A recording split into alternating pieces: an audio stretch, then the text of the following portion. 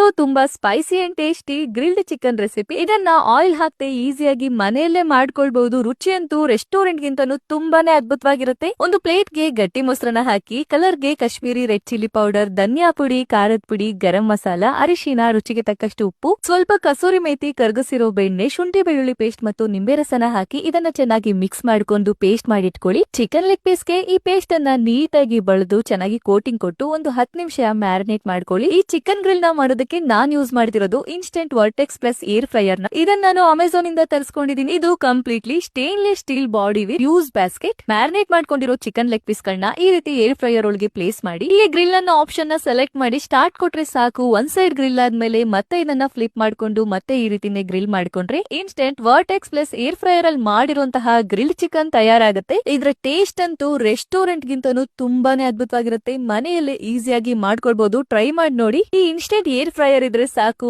Diet ಮಾಡೋರು, health conscious ಮಾಡೋರು 1 drop oil ಹಾಕಿ ನಿಮ್ಗೆ ಇಷ್ಟ ಬಂದಿರೋ ಜಂಕ್ಸ್ ಫುಡ್ ಗಳನ್ನ ಆರಾಮಾಗಿ ತಿನ್ಬಹುದು. ಇದು ಅಮೆಝಾನ್ ಅಲ್ಲಿ ಅವೈಲೇಬಲ್ ಇದೆ. ಬೇಕಿದ್ರೆ ಆರ್ಡರ್ ಮಾಡಿ ತರಿಸ್ಕೊಳ್ಬಹುದು.